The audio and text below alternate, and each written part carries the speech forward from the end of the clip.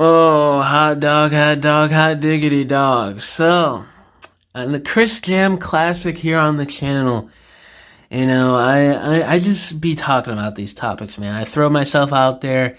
A lot of people agree with me, some people don't. It just is what it is. So, Missing Link Ultra Magnus, he was just revealed, put up for a pre-order a few days ago.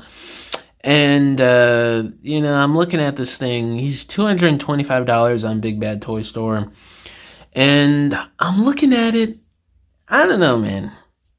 Like, after the tariffs and the tax and shipping costs and everything, you're looking at what? Let's say probably around 250, maybe over 250.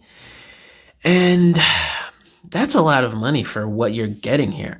I mean, yes, it's the G1 mold. Yes, it has a ton of added articulation. I mean, you look at what you're getting here, and why is this 200 something dollars? Like 225, 250 after fees and everything. You look at the accessory layout. Okay, you got Albino Prime, you got the trailer, you got the accessories to turn him into Ultra Magnus and robot mode. You got looks to be like his own little roller. I don't know the mythos behind the roller and that little like headmaster looking thing. Let me know in the comments, guys. I'm not that deep in the Takara lore or whatever of these things. So he comes with that, some weapons, the missiles, matrix and stuff. It's a decent accessory layout. I'm not gonna lie, it's pretty good. But when I look at this thing, guys, I see something that's like 150 at most. You look at the Optimus Prime, he came with a crap ton with the trailer and everything. And I think he was around that 150 price point, if I'm not mistaken, or maybe even a little bit cheaper. And I don't know, it's kind of odd to me what's going on here. Maybe it's like the American price was adjusted because of what's going on politically right now. That could be the case. You do have that little car turns into its own robot and everything, but that's not that substantial to warrant $225. I don't know, man. It just seems like the same amount of what you're getting kind of for like that Optimus Prime. He feels like $100 too much, or like, let's say $70 too much. He should be around, in my opinion, from what I've seen, maybe. Okay, I want to play devil's advocate here. I don't want to be totally negative or flat out bad or even wrong about this.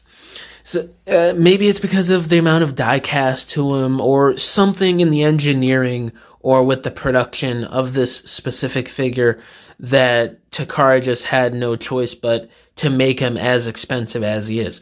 That could be the case too. I don't want to be illogical here. I want to cover all bases as to what could be going on here. And that could be the case. I'm not ruling that out. I'm not acting like I know everything about toy production. I'm not acting like I have all the info here on why the MSRP is the way it is for this Missing Link Magnus. I'm just coming at it as a fan and as a consumer of Transformers product, and I'm questioning this. Why is this figure so much freaking money? Because I was thinking about getting this, but I see the price and it's like, man, I could do a lot with $225 and even more after all the fees, and especially what could be going on with the tariffs. Like, that's a lot of money. It is a hell of a lot of money to be spending on just one Missing Link figure.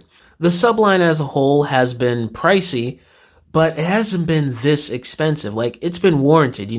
These are original G1 molds from over 40 years ago. I'm sure just having the molds in general is super hard to kind of replicate and even update. I'm sure that takes up a lot of the budget. Again, I don't know everything about toy production and what's really going on here and how these things are engineered and made, but if I had to assume, that takes up a lot of the budget. And, I get that. I understand. But you compare it to everything we've gotten so far, like this is a big jump in price. I don't know how to feel about this. I haven't gotten anything from Missing Link yet. I have contemplated getting a couple of releases. That Sunstreaker looks fire. I've wanted the Optimus, but it's just not really a necessity for me in my own personal wants and needs for my Transformers collection. So I've kind of just skipped everything, but I've really contemplated it and really looked at these things and thought, wow, this is really amazing. And this is something I and hundreds of thousands, if not millions, of Transformers collectors out there in the world have been wanting for many years. Like, I remember I was a little kid watching YouTube videos and reviews on these original G1 figures, let's say 10, 15 years ago back then, and thinking, oh man, these would be so sick if it had modern engineering or if it had more articulation. And, just keeping those figures the same, but just adding more articulation to update it to modern standards. And this subline is a dream come true for me personally, and I'm sure a lot of people watching this as well. But when you look at everything going on, is it really worth the crazy price here for this Magnus? I don't know, man. Like, the articulation looks good. You got the legs, the arms nowadays. You got the articulated hands. I'm not sure if he has an ab crunch. It doesn't really look like it. I mean, for the price you're paying, it would be nice if they did implement an ab crunch somehow. But it seems like everything else for like a premium Transformer nowadays in terms of articulation is there. And, I do want to be fair in terms of the engineering. It does seem like, it would be kind of impossible to add an ab crunch in there in his combined mode. I'm sure the ab crunch for the Albino Prime is still there because it looks like it's the same mold as that original Missing Link Optimus from a year or two ago. So at least it's probably got that from what it looks like. I'm not sure. Yeah, it does look like it still has the ab crunch there in the base robot mode. So, I mean, there's a lot going on with this thing. I'm not going to deny that it's not a substantial release and it doesn't look like it is quality and high value, but it kind of highlights a problem that Takara has had for a while now. Let's say around the last 10 or so years. And you look at that with the Masterpiece line and just Takara's prices in general. I mean, we complain about Hasbro, but Takara's prices here for the US and the standards of that is really insane, especially when you look at the Masterpiece line and some of the stuff with that. So it really highlights a problem that Takara has a pricing problem with some more of this premium product. Now, again, I do not know everything. I don't know the whole logistics behind Takara prices and getting that into the US and importing that with the product and everything. But these prices are just getting worse and worse for Takara, it seems like. And I don't know how many Transformers collectors, especially stateside, are just going to keep putting up with this and supporting these more higher value Takara products, whether it's Missing Link or Masterpiece, because this has been something that collectors have been bringing up for a while now, especially with the Masterpiece releases. And this is the whole reason why I'm doing this video, because I saw quite a few of Transformers fans and collectors online talking smack about the price, and I agree. There's a lot going on here. I'm saying this should be around 100 something bucks, like let's say 150, 170. I think that would be good.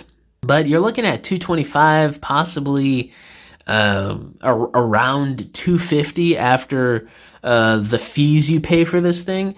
And man, I'm just thinking, like, this just doesn't add up. It doesn't make much sense to me. Now, again, I do want to reiterate this before I get out of here.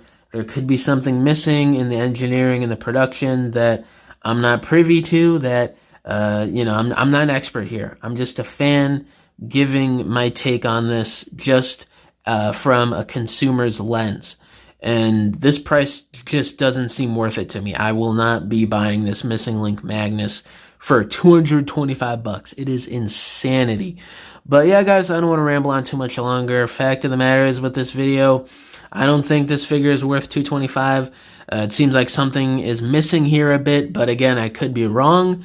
Maybe once we see more reviews and more images and more details on this release officially revealed from either Takara or Hasbro, maybe something will be brought to light that's like, okay, I see why it's priced the way it is. But as is, I don't think it's worth it, and I know for a fact a lot of collectors out there feel the exact same way. But yeah, guys, let me know down in the comments below. How do y'all feel about this new Missing Link Ultra Magnus release? Do you think it is worth the price point of $225?